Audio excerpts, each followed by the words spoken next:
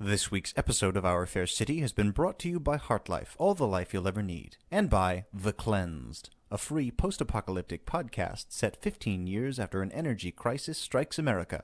Over 30 actors star in this production, recorded entirely on location in Maine, featuring an original score and cinema-style sound effects. Listen now at thecleansed.com. That's TheCleansed.com.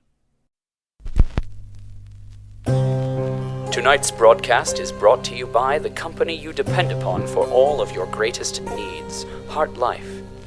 These stories are true dramatizations from Our Fair City's glorious history.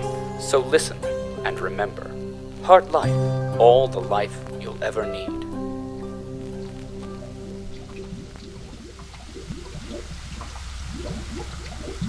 Deep within the secure vaults of the HeartLife Science Division, in a dark and secluded office space filled with all manner of exotic experiments that are equal parts advanced and deadly, behind a thick pane of murky glass, two individuals approach each other out of a bluish fog.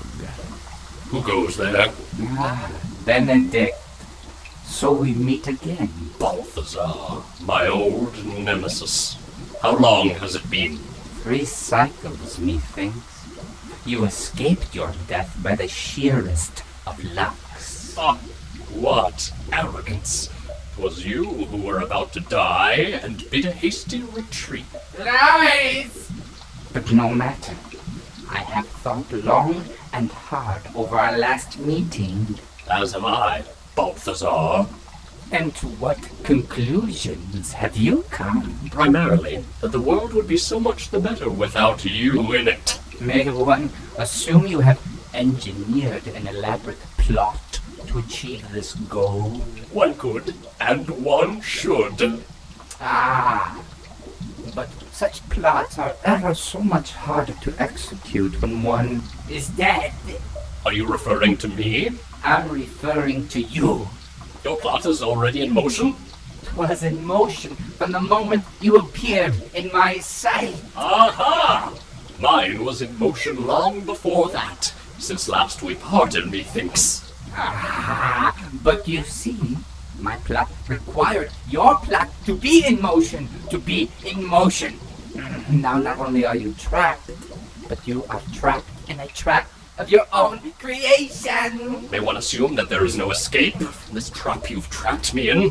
One may. May one also assume that I will continue to be trapped in this trap, even in the event of your most grisly demise? One could, and one should. Well, if the trap you have trapped me in is as lethal and inescapable as you say, then the least I can do is ensure that you die with me. Haven't you? No, not now. Not when my victory is so near. Your friend, the great wooden stick, will not save you this time, Balthazar. Ah! We all know the great wooden stick is ever your friend and savior, Benedict. But no matter. You will not escape my trap. Curses! You are escaping my trap! Nay, it is you who are escaping my trap. This is not the end, Benedict. Curse you, Balthazar! I will track you wherever you go, even unto the ends of the earth. You hear me? The ends of the earth! Stick into the fluid and stir for 30 seconds or until separated. Repeat action every 12 hours for maximum stimulation. Maximum stimulation? They're just brains in a tank. Well, even brains in a tank need to stay stimulated. If I were a brain in a tank, I wouldn't want to be stuck next to the same old brain day after day. What if you didn't like each other? It would be horrible. This way they get to move around, bit of exercise, see new parts of the tank, and maybe catch up with some brains they haven't seen in a while. But Dr. Storm, Yes, Dr. Wheatley? what is the point? What purpose does a giant tank of disembodied brains suspended in a nutrient-rich liquid compound actually serve? Well, it could be some sort of hard drive for the entire city's informational superstructure. Each brain acting as a processor with its thoughts.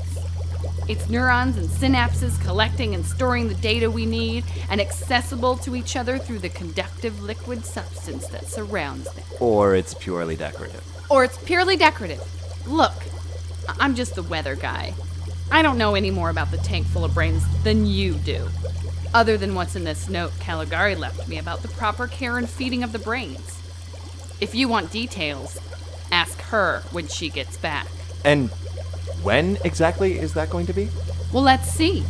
On the one hand, she stole her own research and then faked her own death in order to retrieve it. But on the other, she is Caligari. Exactly. So let's say a week. Maybe 2 if she gets hung up. What the?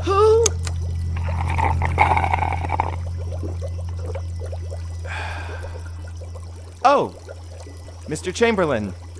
We didn't see you sitting there. In the dark. Can I get you another juice box? So, Caligari is still alive. Yes, well, we assume she is. That was her plan. We haven't seen her, though, so we can't be sure.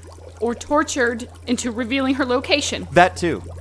She left a letter for you. Oh, yes. Here it is. Dear Agent Chamberlain, if you are reading this, then you have finally discovered through your skills of investigation that I am, in fact, alive. Good for you. Enclosed is a cookie for your reward. Go on. You deserve it. You are one step closer to catching me. All you have to do now is find out what I want, why I'm doing this, and where I am or will be. Good luck to you, and enjoy your cookie. Dr. Emily Caligari. P.S. Be a dear and tell my associates that their services are no longer required. There's a peach. What did she say? I get a cookie. What's this? Dr. Caligari is being sought by agents of MURDER. Dear policies, this is an education in what can happen when one dabbles in science. 2 super scientists are loose in our city. To what devious ends are they bound? More importantly, will the innocent people of Heartlife ever find out?